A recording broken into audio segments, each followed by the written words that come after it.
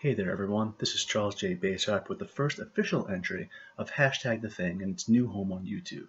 If you haven't already, please click the subscribe button below and check out the short prelude video on this page that talks a bit about what to expect and why I do this. I don't know how many entries this limited run is going to be, but I'm going to start it off light and easy with a topic that surely won't raise any emotional responses. Racism and policing in America. Yeah, no, I lied. This is going to get nuts. Alright, here's the deal.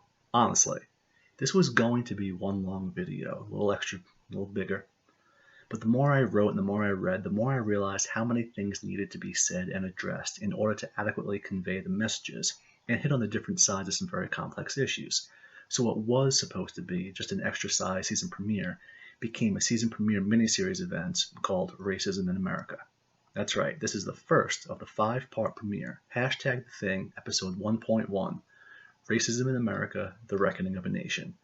It will take us through the issues of racism and prejudice in America, protest movements, the violent side of riots and dangerous and terroristic elements within even good-intentioned groups like Black Lives Matter, groups like Antifa, right-wing terrorist movements, then solutions for moving forward, first with things ordinary citizens can do to help engage one another and come to understand what's been happening, and then with the media, politicians, and law enforcement itself, to talk about accountability and transparency and the need to rebuild and keep public trust in the wake of social and racial unrest. Be warned, I will not be pulling any punches. I've said it before, some things will upset you, and honestly, they should. Some things will challenge you and make you look at things from angles you haven't, whether by chance or design. This is a long miniseries. I wish it could be just a few quick 5-10 minute blurbs and be done, but this topic just can't be done like that. So I appreciate you coming here to listen. All I ask, besides your patience and an open mind, is that you watch all the videos and in order. My big fear with having to break things up was that people would click on the things they're perhaps more predisposed to agree with already, because even though all of them try to be as nonpartisan as possible, there are some that, by their very nature, lean a bit off from the center, or rather lean a bit into the critiques or observations that are made by different political ideologies. At times it'll feel like, maybe I'm being a little self-contradictory. And that's because I'm trying to express multiple viewpoints without too much editorializing, though there will be plenty of that. There's a purpose to all of it, I promise, okay? Nothing I say is without a reason, whether it's right or wrong, and it will balance out in the end, hopefully. So I ask you please, just keep an open mind, and I'll do the best to do that voodoo that I do. You can get one-sided views on other sides of the news. This is trying to cover both. I'm not perfect, I'm flawed, but I'm trying to drill down into the bedrock of a very weighty issue. At times, it might feel like I'm picking on a group, but that's only because I have to address the sides separately, as simultaneity is not an option by myself. But don't worry. When I spend time addressing Black Americans or offering advice and critiques, you can be sure I'll be doing that with white Americans. When I talk about left-wing violence, know that right-wing violence will be discussed. And when I speak on things that celebrities, athletes, and politicians in the media need to do better, damn well know I'm going to be doing the same with regards to law enforcement and the justice system. And as not everything, obviously, can fit into one video, you may find yourself asking, hey, why didn't he mention this particular event or potentially shortchange this other one? But given the breadth of this miniseries, it may not have been something in a specific episode, but that doesn't mean it won't pop up in another. The concerns of the militarization of police, for example, comes up a few times, but it's not until the final video where I go more in depth. I didn't forget in earlier episodes, I just hadn't gotten to it yet. All in good time. I'm going to be posting some timestamps for each video, so if you want to jump around to more specific areas in the future or find a good spot to take a break, but please set aside some time if you're able to, whether you're watching each episode as a whole individually each day, breaking them up into pieces, or going on a binge. Maybe have it all while you're cooking or cleaning or driving or whatever. There's nothing visual you need to see. This isn't going to be quick. I wish it could be. And it's not something you're likely to get through all at once. It's just too heady and multifaceted of a subject. One I could literally write entire books on. But I sincerely do hope you bear with me and give it a go. That all out of the way, let's get right to it. In July of 1995, French President Jacques Chirac was giving a speech in which he said, "There are, in the life of a nation, moments that wound its memory, as well as the idea that one has of one's own country." While he was speaking about some of France's actions during the Nazi occupation years of World War II, His words could just as easily apply to our own nation and our own checkered past. I love my country. I do. But I'm not blind to its flaws. And as much as I feel the U.S. is often unfairly judged for actions it's committed with a more fierce vigor than is applied to other nations that have done the same or even worse, there's no question there are things in our past that we should feel shameful of. They're undeniable. It doesn't matter if we're using the defense of, well, everyone else was doing it. These things, mistreatment and genocidal acts towards Native peoples, enslavement of African and Caribbean blacks, illicit involvement in developing nations' governments to protect our own interests, these are all undeniable sins. Though we can't and shouldn't allow those to define who and what we are as a nation, as some critics seem to want us to, neither can we be blasé about them and ignore the painful legacies they've left in their wake. Part of the problem comes from the fact that many of these wrongs aren't just from 100 or more years ago, they're from as recently as barely more than 50 years ago, before the Voting Rights Act was passed, and continue into present-day America. It's hard to hear because not everyone has the same experiences, given that we are such a large and diverse country, numerically, racially, and socioeconomically, among other things. But racism is still an issue with which we've yet to fully grapple with for many reasons. Now, I can do hours and hours on just racism and the theories of racial thought throughout history, but for the purpose of this, I'm going to be focusing on racial disparities in law enforcement, ones both very real and those that are a lot less, no pun intended, black and white, because there are a lot of conflicting ideas out there that can basically be boiled down to a few overly simplistic statements. 1. America is inherently racist and all cops are part of that system and seek to intentionally disenfranchise, harass, and kill black and brown peoples with zero cause. And 2, America is flawed, but racism went away with slavery, and any issues between minority communities and success or encounters with law enforcement are perpetuated solely by their own behaviors. Neither of those statements is correct. The truth is a lot more complex, and it's very difficult to talk about the relationship between law enforcement and minority communities because to do so adequately, there needs to be a reckoning on both sides. There needs to be accountability on both sides.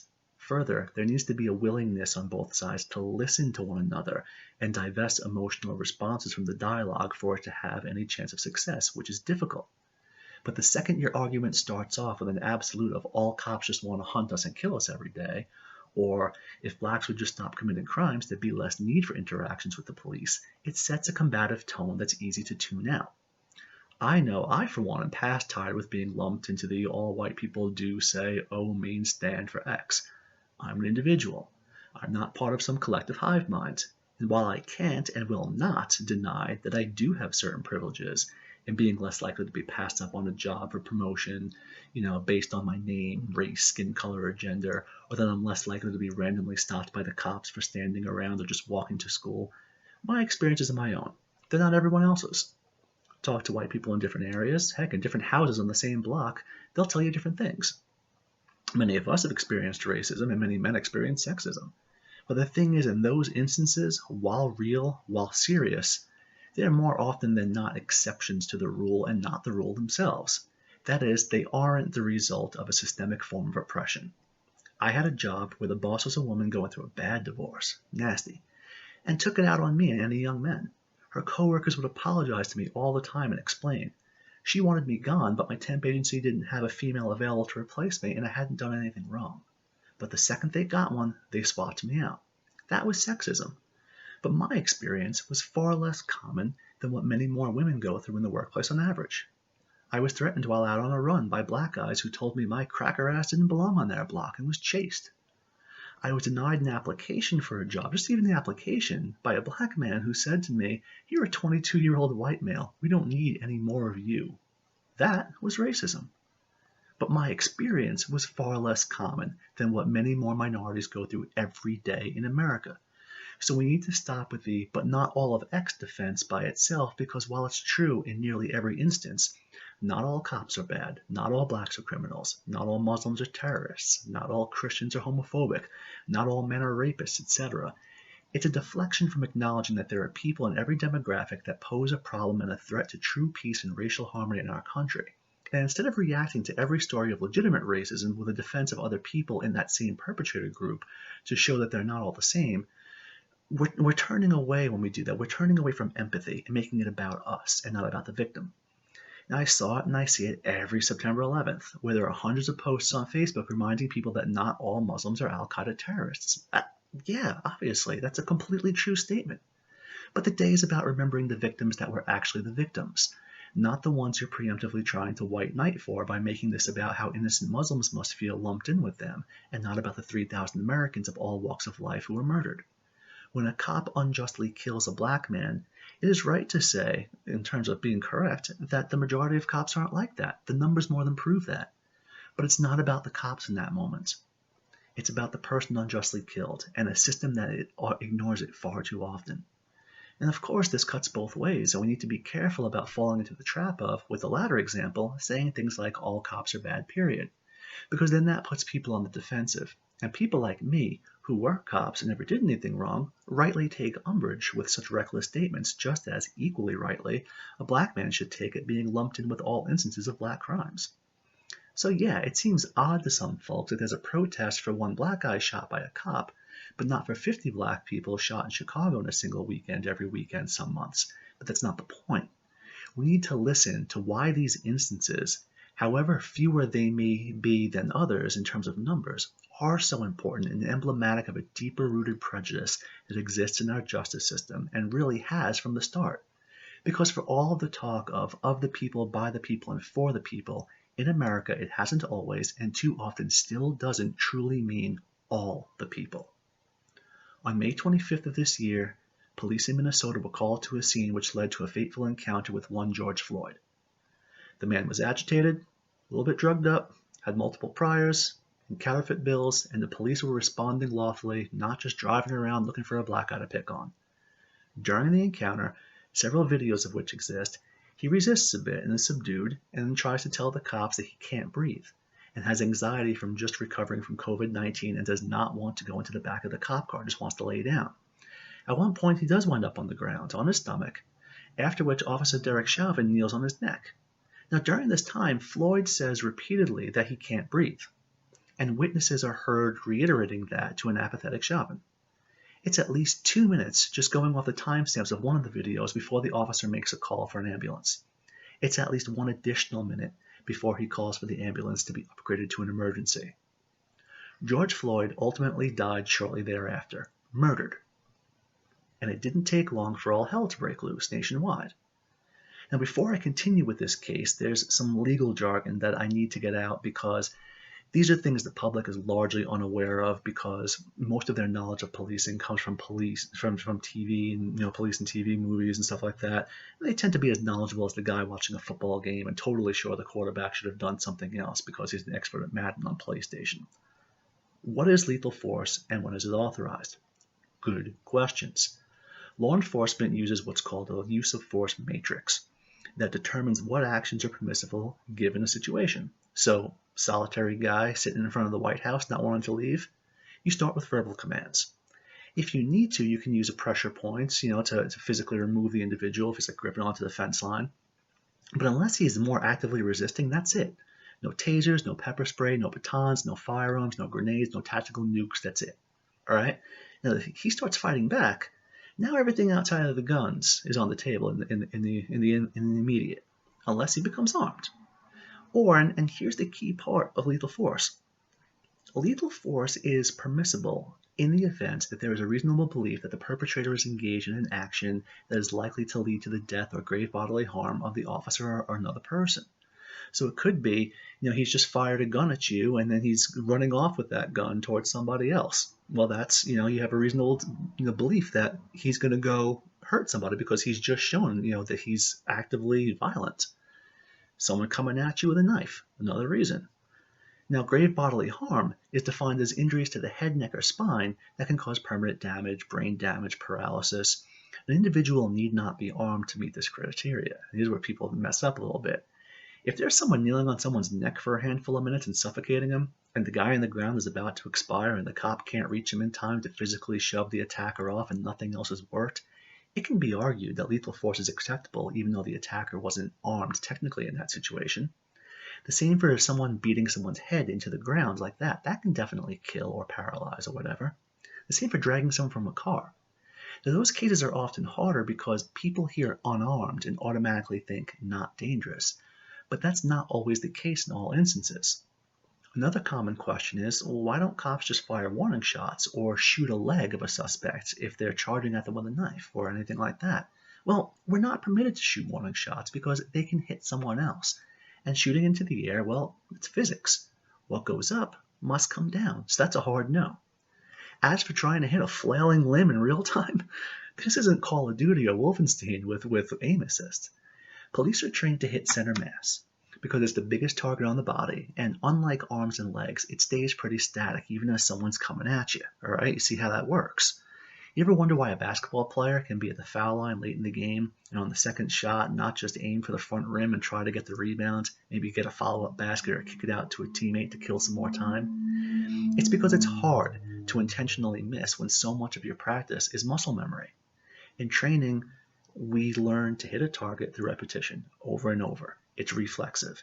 It takes a lot more time and a lot more finer tuning to go off script, as it were. It's not like in the movies where they can just move their arm an inch and shoot a tire out from 20 feet away at a moment's notice. This is real life. As for why multiple shots are often used, it's because most people don't get shot and go, ugh, and fall like on TV. People high on drugs or charging forward sometimes don't even feel it and can get shot a handful of times and live. We watched a video in training of a female deputy shooting a guy charging with a knife. He was at a bank robbery. She hit him 5 times, center mass. He lived and stabbed her in the throat. She died. Now I'll get to more specific cases as we go, but for now, let's return to Floyd. Floyd had a criminal record and was engaged in criminal activity and resisted arrest. Further, despite his family and lawyers' denials, toxicology showed he was on drugs, and that likely played a factor in his behavior and in his death. But here's the thing. That really doesn't matter. At least not most of it, because while one can make, and they'll try to, the argument that he might have died anyway from the drugs in his system and point to him saying he couldn't breathe before Chauvin knelt on his neck, that's completely upended by the fact that Chauvin's actions were reckless and abusive and had no place in the use of force matrix or any sort of handling of a suspect or any human being, period. Yeah, you know what? He might have died. Totally. He might have died on the route to processing. Who knows? But what we do know is that him being laid on his stomach and then having his neck knelt on while he's actively and repeatedly stating he can't breathe undoubtedly, at the very least, exacerbated his condition and led to his death. There's no defense for that, and personally, I hope Chauvin and the officers involved who stood by and watched never see daylight again. They are bad cops, they are bad humans, and their actions and inactions led to a man's death. I don't care what his record was or how high he was or whatever else. It's a clear case of abuse. As soon as he said he couldn't breathe, even before laying down, that's when you roll fireboard. No, sorry, that was our code for medical. You certainly don't take your sweet-ass time while kneeling on his neck. You let paramedics work on him, and if he passes, it's sad, it's tragic, but you did it by the book and tried to save him. Instead, they waited to even call for assistance and upgrade it to an emergency for at least 3 full minutes. The death of George Floyd proved to be too much for a country already on edge from varying degrees of nationwide lockdowns and closures due to COVID-19, and protests that quickly descended into riots erupted. And here's where things get a little bit more muddled. At the forefront of the demonstrations, a familiar phrase was repeated: Black Lives Matter. Now, Black Lives Matter, I'll shorten it periodically to BLM, was started after the Trayvon Martin George Zimmerman case in Florida, in which Zimmerman, acting on his own accord as a self-appointed neighborhood watchman, thought Martin was suspicious and confronted him. This led to an altercation and Zimmerman deservedly getting his ass beat because Martin was totally innocent. But fearing for his life, Zimmerman shot the unarmed teen and ultimately got off under Florida's interpretation of the Stand Your Ground laws, a decision that was not met kindly, one which I also disagree with. Martin was black, Zimmerman was Hispanic. This case became huge in part due to the original media coverage that framed the story as Zimmerman being white and stopping Martin because he was black. The news even had to apologize, half-heartedly, for selectively editing Zimmerman's call to a 911 dispatcher to make it seem like his reason for the stop was because he was black, when what the actual call showed was that he told 911 he saw someone suspicious, they asked him for a description, and he said he looks black. The news edit omitted the dispatcher's question to make it seem like a very different scenario. Eventually, he was even changed to being described as white Hispanic when it was found he wasn't actually fully white. We'll get to the media games and how they frame things throughout, but the bottom line is an innocent black kid was killed, and his killer walked. And that's been an all too familiar theme, and that's where the phrase Black Lives Matter originates. It gained further prominence in another case that the media largely bears a lot of blame for as far as I'm concerned, with Michael Brown in Ferguson, Missouri. The media spin on the story has innocent little Mikey walking home, on the sidewalk, minding his own business when evil racist officer Darren Wilson stops him unjustly and kills him while he's unarmed and surrendering with his hands up and shot while on his knees and all these things. Ferguson endured days of riots and demonstration. Now, when all was said and done, the truth revealed a different story, and multiple forensics reports and investigations, including by President Obama's Justice Department, showed the actual facts. Michael Brown had just robbed the store and was high. It was only marijuana, it's not a big deal, but he did have some drugs in the system that may have affected his subsequent judgment. The store owner called the cops and the robbery was on film. And Officer Wilson was on another call, helping a black family as, I guess all white racist cops are wont to do. And he responded he was in the area. He was given a description, and upon seeing someone matching that description walking in the street, 911 dispatch records show he asked for a repeat to make sure he was seeing the right person, to make sure he wasn't stopping someone needlessly. He was the right person. A struggle ensued and Wilson was injured, and we have pictures of his injuries, and he claims Brown tried to grab his gun. Gunshot residue, wounds, and blood patterns in the cruiser confirm this. Yay, modern forensics. And it should be noted that the family even wanted a second opinion, and it confirmed the first, and then President Obama's third opinion confirmed it again. And then it came out that the person who told the media he had his hands up that led to the whole hands up, don't shoot slogan, it never happened.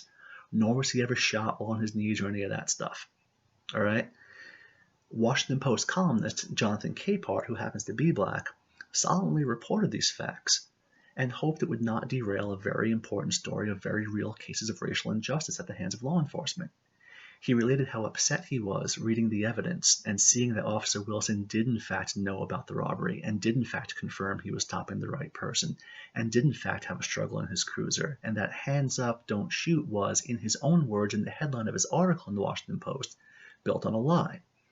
But before the facts came out, and even to this day, people used the case as an example, and what we need to remember here is that BLM wouldn't have been able to gain steam had it not been for a history of racial injustice and interactions between blacks and law enforcement. Just because this case may not have been a civil rights violation, it's not hard to see why it was reasonable for so many to believe it, because it looked at first glance at the same story we'd seen play out over and over again. Black guy encounters the police, gets killed or abused, the cop gets off, and the media kind of forgets. That's what Black Lives Matter is about. It's about reminding people that, hey, this is happening. This is real. Blacks are not imagining it. It's not saying that only Black Lives Matter and none others do. It's saying that not enough attention is given to that fact. So until we start prosecuting unjust killers of blacks with the same fervor we do of whites and start getting outraged in the same ways, there's going to be more protests because this is wrong. This circles back to something I've said, before, in other conversations.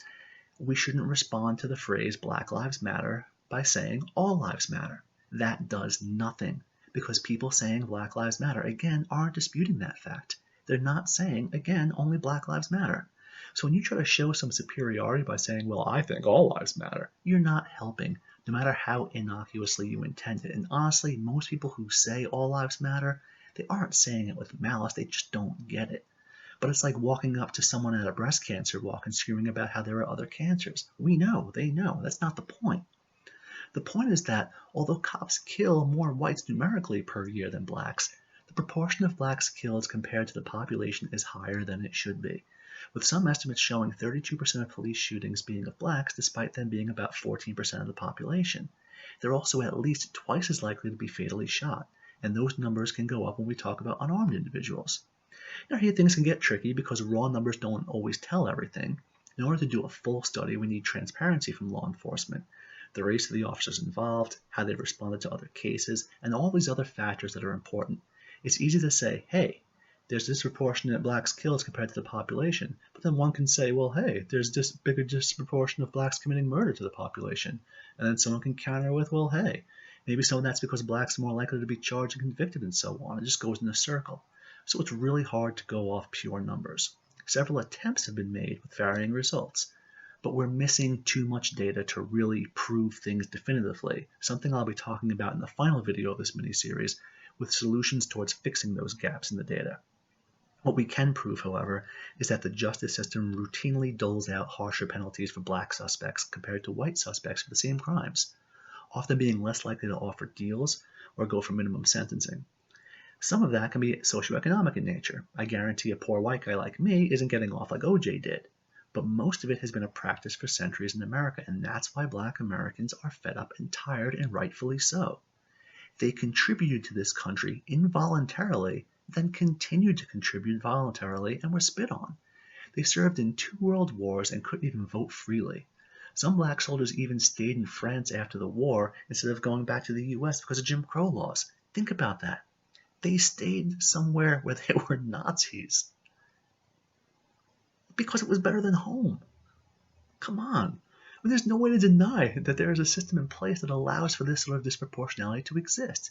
It's easy to point to black on black crime and say, well, how many of these cases could have been fixed if they just complied or if the neighborhoods were better? But it's not that simple. That doesn't answer for why bails tend to be higher or even denied for blacks at far higher rates than whites, or why they're stopped randomly more often in some areas, or why even though drugs are found in studies to be more likely to be found on police stops of white offenders, it didn't line up with the data when it came to arrests and charges, showing blacks were more likely to be brought in and punished on such offenses than whites. It's a fact that one of the major causes of high crime and violence within minority communities is lack of opportunities, not just because of racism, which is definitely a major factor, but lack of local leadership, repeatedly falling for the same snake oil salesman at the polls, a family unit fractured by many of those same roots that perpetrates a cycle, etc. Obviously, racism plays a not insignificant role in all of that, and there's a lot that many whites try to deny is a legacy left over from slavery and the way blacks were treated after the war. Just because slavery ended didn't mean prejudice did, and the white North gave themselves their pats on the back, but then left newly freemen to their own accords, often in the South that didn't want them and didn't want to be reminded of their own defeats. W.E.B. Du Bois writes extensively about this in his Souls of Black Folk essays, which I'd highly recommend. How so many free men found themselves adrift, and how the North often acted with sort of a full-out-learn-em type attitude when seeing the struggles that the white South was having, adjusting to the new paradigm shift, instead of more actively helping the country move forward and assisting former slaves in being more fully interwoven into the greater American tapestry. We've seen this in history. We saw it in Iraq after Saddam was overthrown. We got rid of a brutal dictator. Yay! We enabled free elections. Yay! But it seemed we had a plan for taking him out and winning the war, but no idea how to win the peace, or any real interest in that either. And so many blacks found themselves lost in the hostility from the white Southerners and even Northerners, which partly accounts for why more than half of black Americans still reside in the South, was never adequately tapped.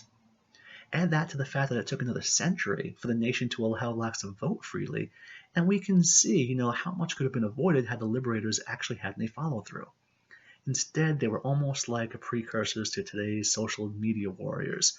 Change your profile pic and hashtag a slogan, but God forbid you actually do something constructive that takes actual work. Now, obviously, I'm generalizing, because there were and are those who did exactly that. But the point is, it ultimately wasn't enough, and it helped bring about a situation minorities in this country are still dealing with unfairly today. So yes, crime is rampant in many minority neighborhoods, and socioeconomic status isn't always the sole driving force. More crime often leads to more policing, often leads to more pushback, often leads to more opportunity for abuse, often leads to more resentment and mistrust, and often leads to more crime, which often leads to more policing, etc. It just goes on and on. This is a somewhat oversimplified look for a much more complex issue, but things that have been shown to help push back on crimes are things like better educational and professional opportunities, after-school programs and sports and activities for kids to do, the things that pull them out of the way from the gang clutches, social programs that build community trust between citizens and law enforcement so that neither side is afraid of the other. But these things, while not the end-all and be-all, they take money and effort. Now, LeBron James in the NBA, to his credit, he's someone doing something for the schools, in his community, because he's not stupid with this. He knows it's important. He knows that not every kid is going to be able to jump from high school into a multi-million-dollar contract, especially in minority areas. He knows that minority areas are often conveniently just outside the boundaries for better schools and suffer more budgetary shortfalls than white counterparts on average. He knows that parks and playgrounds and community centers in these areas often suffer from neglect and become hangouts for the element they're supposed to prevent. A teacher in the 1960s attempted to teach her students about racism by separating them into groups based on their eye color. Now, for fixed periods of time, the lighter colored-eyed group was given more access to playground equipment and drinking fountains, and if they got a question correct, they were overly praised. If they got one wrong, they were told not to worry and sometimes even told it didn't matter and it was marked as correct anyway. The brown-eyed kids, on the other hand, were denied access to the same drinking fountains. They had less playtime, and while no big deal was made when they got a correct answer, wrong answers were met with borderline ridicule. Eventually, she swapped the groups and their privileges and handicaps, and it didn't take long for them to assume their new roles. One kid was asked why he got a question wrong that he'd previously known, and he told the teacher, well, that was when he was in the other group, now he was in the bad group. The side that had experienced unfair treatment quickly took advantage, and the formerly oppressed became current oppressors and started ridiculing the other group, and they were almost drunk with power at times. Yeah, this is a pretty messed up, pretty controversial in terms of the psychological ethics, considering the young ages of the kids involved. But it showed how it doesn't take long for reinforced treatment to take hold and fundamentally alter one's psyche. So when white people say things like they don't understand why some blacks appear to be lazy and why aren't they doing anything to change the situations, they don't realize that it's literally impossible to pull oneself up by their own bootstraps when you have a system that's constantly cutting them, and that years of being told that you were less has an overall deleterious effect on morale, even at a subconscious level. These are the things that are being talked about when we hear about Black Lives Mattering. Yes, they still matter when blacks are killing one another in Chicago and Baltimore, but that's a separate though related issue. The BLM movement is specifically focused on racial injustice in the justice system, and it's not easy. Because for progress to be made, police need to acknowledge these things instead of using the back of the blue or thin blue line as an impenetrable blue wall. They need to remember that just because you're opposed to police brutality, it doesn't mean you're opposed to the police. It's like with immigration. You can be opposed to illegal immigration without being opposed to immigration as a whole. This notion that you are inherently anti-cop because you want justice to be done, because you're mad about cases like Philando Castile or George Floyd and all the others wrongly killed, is like saying if you're against speeding, you're against driving in the automotive industry.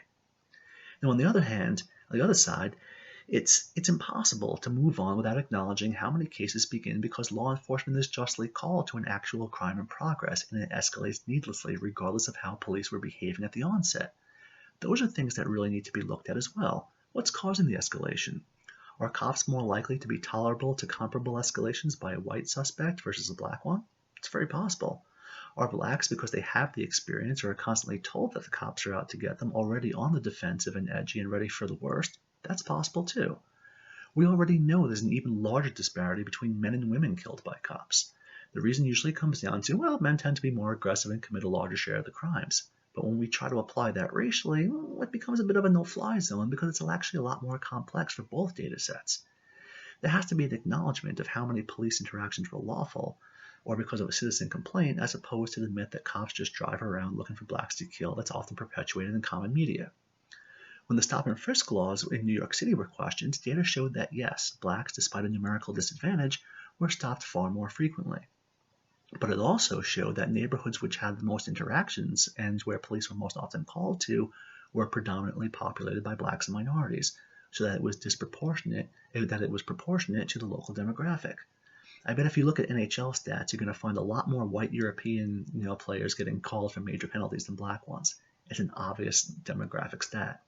But it can be argued that while most of the stops were mostly lawful, the cops weren't doing them to whites in white areas, or any areas, as frequently, and whites weren't having cops called on them for literally no criminal reasons and being randomly questioned, and that cops are using the aegis of it being a bad neighborhood to go fishing for potential offenses and wind up harassing people and treating them as guilty by association, and that is a solid argument because all of that happens. It's easy to get caught up in number porn. But the bottom line is that there is a disproportion, and much of it is based on racism in the heart of our system, however unintentional it may be at times. The benefit of the doubt is much more likely to be given to white suspects than black ones. So yeah, You can't blame black people in America for feeling what seems to outsiders like paranoia, even when situations wind up not being actual cases of legitimate racism. You have to understand why they often jump to those sorts of conclusions that you think of as quickly, because it's been far too much of the black experience in hundreds of years in this country, where they're not only at disadvantages in the legal system, but also more likely to be followed by workers in stores as if black equals thief, more likely to have the cops called on them for walking a dog or going to a pool or heading out for a jog, more likely to have cases of their murders and disappearances pushed to the back burner while a missing pretty little white blonde girl gets 24-hour media news cycles. We all know those people that seem to embrace victimhood and are always looking for something to be racist, to seemingly give themselves some sort of purpose and feel special, and it's unfortunate, because it detracts from the actual all-too-real everyday racism, and becomes a boy who cried racist when it shouldn't. I was threatened with a call to HR by a woman in my last job because she overheard me talking to another woman, and I made a remark that playgrounds today, when I was a kid, they weren't even padded. If we fell in the Bronx, we were getting hit by the blacktop. She'd never heard blacktop as a term for the street. She thought it was a racial slur. She apologized when she realized, but it's like, come on. We had a case in Virginia recently that was covered by the national news about a girl who said she was attacked by white classmates who cut her dreadlocks off. It wound up being completely false. Then we have Jussie Smollett, and I'll get to him later. We do have to acknowledge those things, and honestly, black people need to be more vocal about those things instead of just deflecting attention to real cases, because we need to see all of these things, real and imagined, for a fuller understanding and accounting. White Americans need to realize that these fake stories in no way prove real ones aren't happening at a far greater clip. And black Americans need to recognize that when they try to sweep them under the rug, they're pulling the all lives matter but not all X type arguments that we've already seen aren't helpful. If you're going to want people to call attention to racism, you better be prepared to call out people abusing that and hurting the cause, because I promise you, people will tune out faster and faster the longer a story is allowed to continue without an apology of, hey, we got that wrong, our bad, we'll be better. And whites need to be able to stop laser focusing on those cases and speak up about more legitimate ones instead of saying things like, oh, it's just another race card being played. If racism was so real, then why'd they make it up in those other times? Those lines of thinking do nothing for anything or anyone. What people who say that Black Lives Matter want is for these disparities to be acknowledged and repaired, for accountability on the part of law enforcement to be upheld, and for blacks to finally be truly free in America and not subjected to unfair second-guessing, having to work harder for recognition, or being used by politicians as election chips. By and large, man, they're not asking for anything outlandish, just the right to be treated fairly in a nation that purports to be the freest on the planet. Yeah, all lives do matter, and should, but you're missing the point. Don't address their concerns by trying to one-up them or tell them about that one time something bad happened to you to try and act like it's really fundamentally the same, because it isn't. Imagine coming home and telling your significant other you had a bad day, and they go on to tell you all the ways theirs was worse. Sure, to them, probably they're trying to make you feel better, but really what they're doing is not listening, and they're making it about them. Oh, enough about me. Let's talk about you, honey. So, what do you think about me? It's not helpful. Police lives do matter. White lives, male lives, female lives, they all do. But until we start treating them as more than a slogan, until we address the injustices and say, damn, we should listen more carefully and pay attention.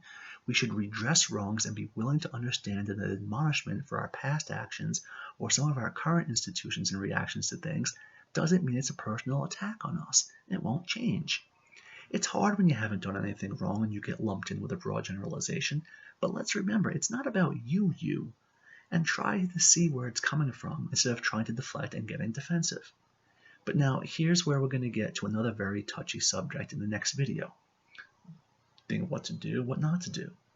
And that has to entail not only addressing what we've discussed, but also the darker side of the Black Lives Matter movement, the violence of riots that spilled out of the initially peaceful demonstrations, the dangers of turning a blind eye to said violence just to give the appearance of unquestioned support, and fallacies of false equivalencies and a priori assumptions, as well as media and governmental complicity in helping to cover for elements that will, in the long run, do more harm than good if not shut down, and have set the stage for a final quarter of the year that'll be perhaps, even quite probably, unprecedented in its upheaval. So I thank you for joining me for part 1 of this mini-series event on #TheThing. And I hope to see you all back for #TheThing episode 1.2, Racism in America When Violence Begets Violence, coming at you tomorrow afternoon. That's right, you don't even have to wait long. So please be sure to hit the subscribe button, and I'll see you then. Thanks again.